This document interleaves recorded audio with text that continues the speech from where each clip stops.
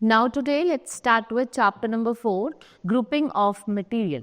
In this chapter I will tell you about the different material that we find around us. We have so many materials. Some material they are made up of wood, some of steel, some of plastics, and what are the different properties of that material and advantages of grouping. Now let's start the chapter. Different material around us have been grouped or arranged together in a variety of ways so that we can identify the location of particular thing. जो हम क्या कर सके, हर एक particular चीज की क्या identify कर सके, उसकी proper location. Then when we go to a supermarket, we can see that different things are arranged systematically. हम देखते हैं कि अलग अलग चीज़ें जो होती है वो एक सिस्टमैटिक वे में अरेंज्ड होती है. एक प्रॉपर एक सिस्टमैटिक वे होता है, उसमें अरेंज्ड होती है. And for example items like soaps, shampoos, they are kept at one place in a departmental store. आपने देखा होगा कुछ सोप्स होते हैं, साबुन हो गए, शैम्पू हो गए, आप देखते हैं ये अलग रखे होते हैं डिपार्टमेंटल स्टोर्स में. और आपके जितने भी eatable items हैं, like we have sugar or pulses, rice, they are kept in other side. So this is the way what we do, we differentiate up particular items.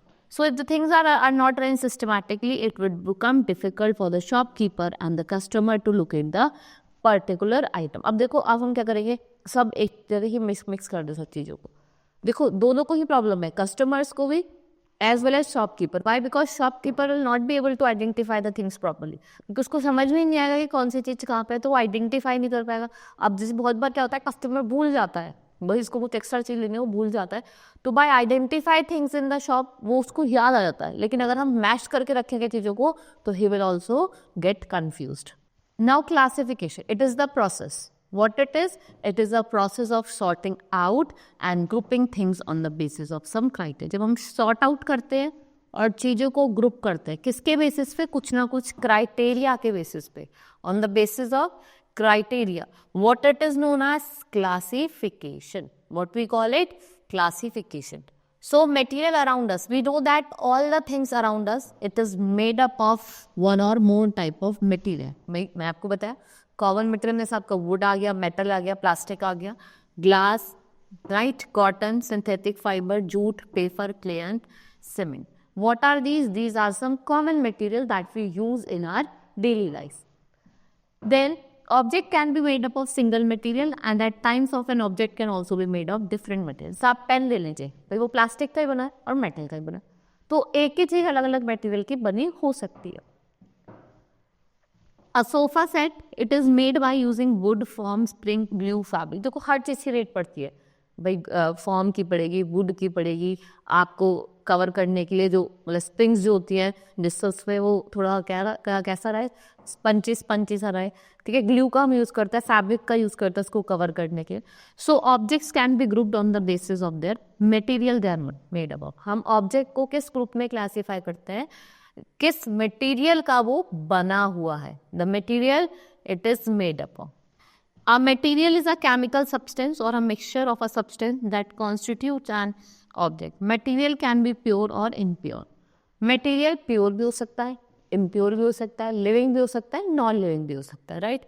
So all the objects are made up of one और more material. हर एक object एक से ज्यादा material का बना होता है.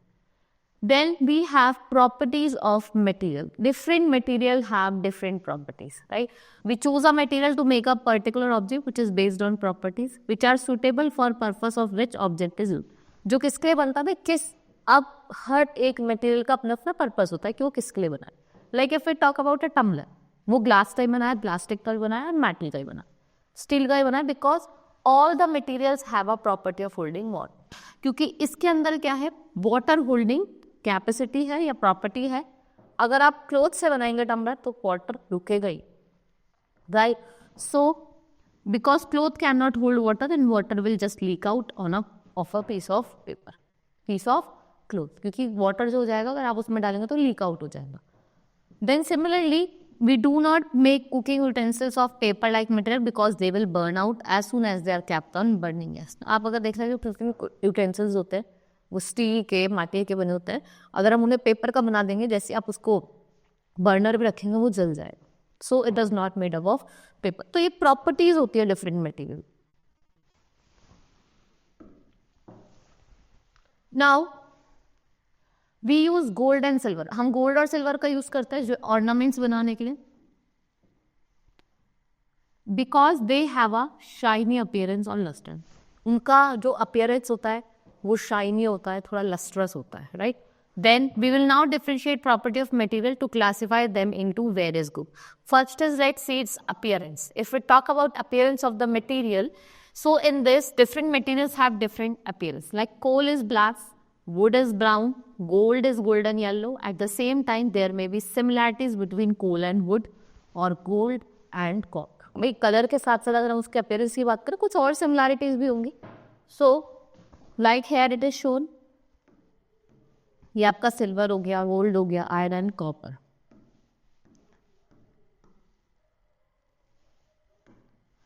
Now when we look at the precious stones, आपने प्रीशियस स्टोन देखे होंगे, अलग अलग कलर्स के होते हैं, डिफरेंट शाइन के होते हैं. We will notice they are shiny. कैसे होते हैं? शाइनी होते हैं. And they are not so shiny, that is because ये क्या करें, लाइट को रिफ्लेक्ट करते हैं in different way. So we can do glossy and there are others that can be described as waxy. ठीक है, हम कैसे ग्लॉसी लगते हैं और अदर कैसे डिफाइन करते हैं, waxy. So there are some that do not really reflect light well, so they can be described as dull. The way that these object reflect light differentially can be attributed to property. और उस property को क्या कहते हैं? Lustre कहते हैं. ठीक है, ऐसे बोलते हैं ना कि थोड़ा लस्ट्रस है, नॉन लस्ट्रस है. तो like this it is called lustrous.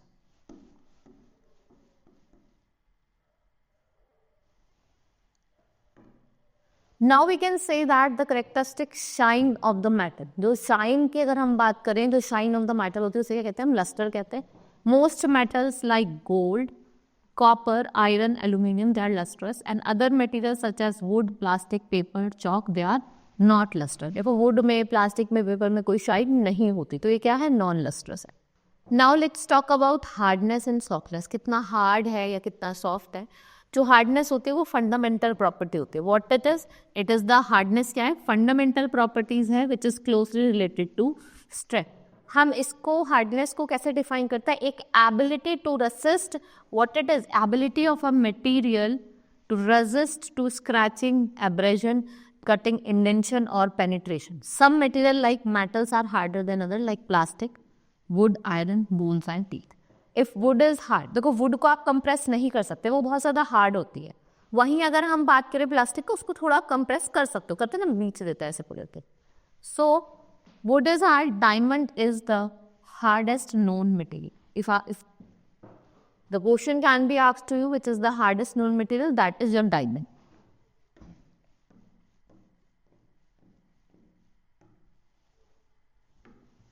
Well, it is so hard it can cut glass. Iron is also hard material but sponge. Cotton क्या है आपका soft material. देखो अगर आप थंब से भी ऐसे करके स्पॉन्ज को दबाते हैं तो इजिली प्रेस हो जाता है.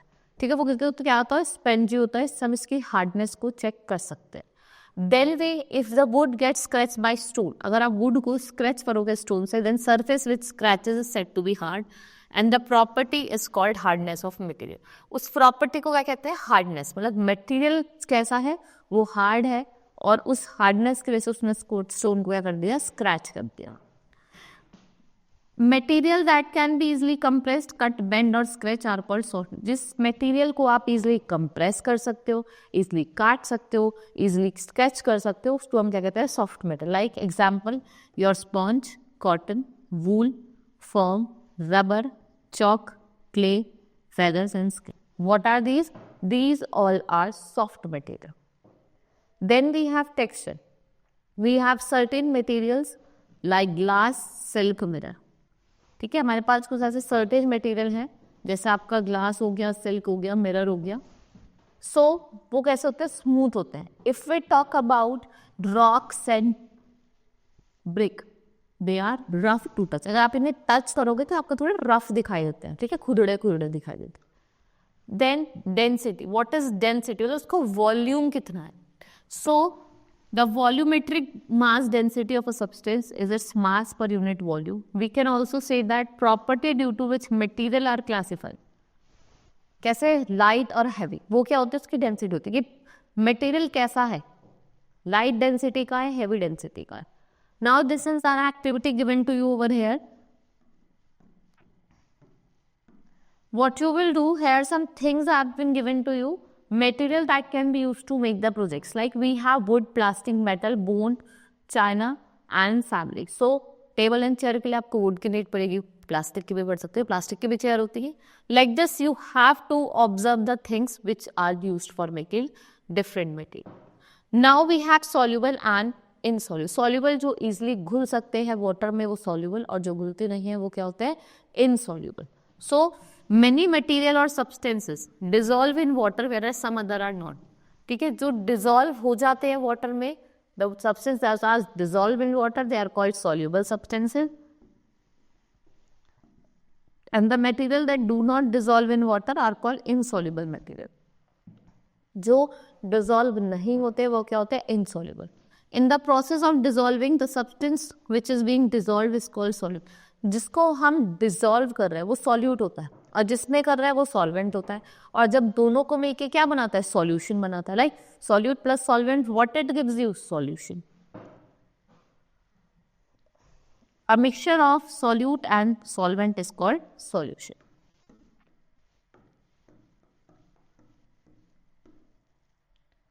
लाइक वाटर क्या है आपका, सॉल्वेंट है.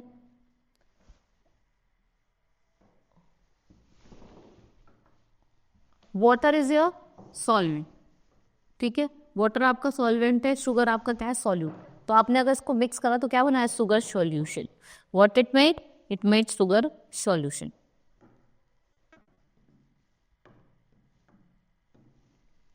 Now an activity is given to you. Let's see this activity. In this you have to find that whether given material or substance is soluble or insoluble. कि जो given substance है वो soluble है water में या नहीं है.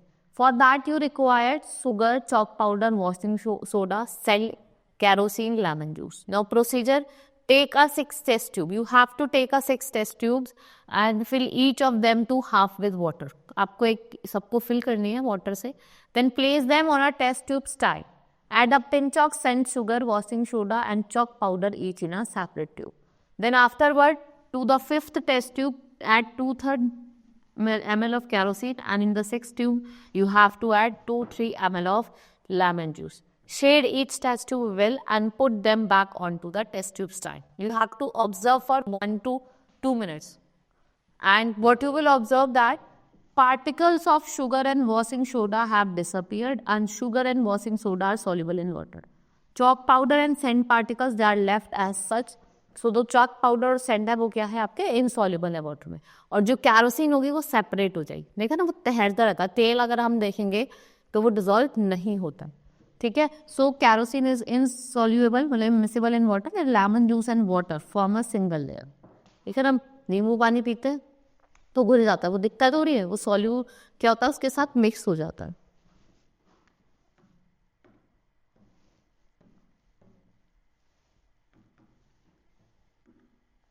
Now object में फ्लोट और sink in water. Object float भी करता है, सिंक भी करता है. तो while doing an activity 4.4 we might have notice that insoluble solute, जितने भी इनसॉल्युबल सॉलिड्स हैं वो क्या होते हैं, सेपरेट हो जाते हैं वाटर से.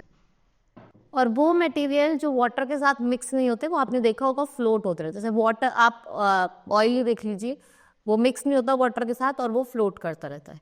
Then observe may have, others may have sunk on the bottom of the tumbler.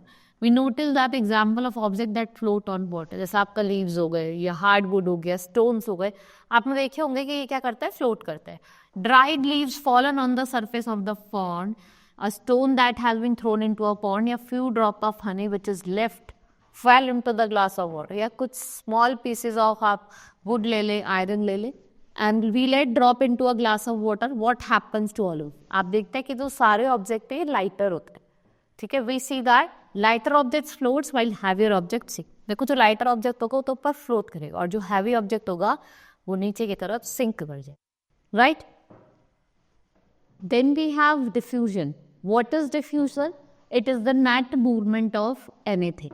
The concept of diffusion is widely used in physics, chemistry, biology, sociology, economics, and finances.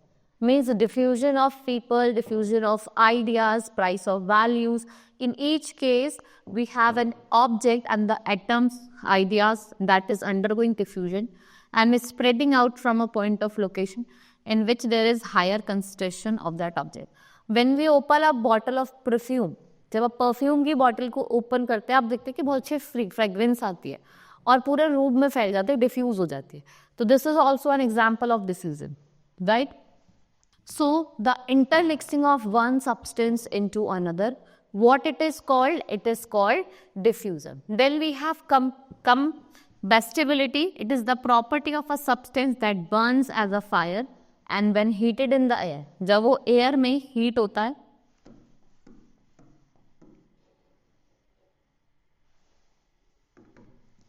then we have wood, paper, cotton, petrol, kerosene, diesel, LPG. They are the combustible substances because they burn in air to produce heat and light. ये air में burn करते हैं और क्या produce करते हैं? Heat and light produce करते हैं. So sand and stone दोनों क्या हैं आपके? Incombustible substance. Sand और stone क्या हैं आपके? Incombustible substance. Then we have transparency. What is transparency? It is the property of material to allow light to pass through them. जब लाइट पास करती है किसी भी मटेरियल के थ्रू तो वो क्या होता है? कैसा ऑब्जेक्ट होता है? ट्रांसपेरेंट. और उस प्रॉपर्टी को क्या कहा जाता है? Transparency, right. The substance that allows light to pass through them are called transparent, like glass, your acrylic sheet, air and water. These all are the example of transparent substance. So substance that do not allow light, जो light को pass नहीं करने देते through them, what are they called? They are called your opaque. What are they called? They are called opaque objects. Like we have wood, stone, cardboard, metal. What are they? They are opaque. Certain material जो कुछ light पास करने देते हैं अपने आप से, वो क्या होता है? Translucent object, like your oily paper. ये किसका एग्जाम्पल है? This is an example of translucent material. Now advantages of grouping. What are the different advantages of grouping? Grouping of an object together with a similar property is called sorting, and the material can be grouped on the basis of similarities and difference. हम material को group करते हैं उसके similarities के basis पे, differences के basis पे, and things are grouped together for convenience and to study their property. ये आपको great idea देती है about the number of members in the different groups. So it is convenient to work with all members of a group knowing their property. देखो आपको हर एक member के जैसे आपके इन ग्रोसरी शॉप आपके पल्सेस मिलेगी, cereals, spices, soap, shampoo, but they are placed in a separate location. वो आपको मिलेगा तो सब कुछ, लेकिन आप देख रहे हैं देखो सेपरेट लोकेशन पे रखा होता है, right. Now this is an activity to check if we can see through the paper. Take a sheet of white paper, try to look through it. Take a few drop of oil. आप कुछ drop of oil लेंगे, उसको paper पे डालेंगे, and try to look through it again. We could not see through the paper before applying oil on it, but after all the visibility increased when oil was applied on the paper, we still could not see through it. आपको clearly तो नहीं दिखेगा, लेकिन थोड़ा बहुत दिखेगा. तो oily paper किसका example है? Translucent object, right? Now we have completed the chapter. Hope you understood. Let's meet in the next class. Thank you.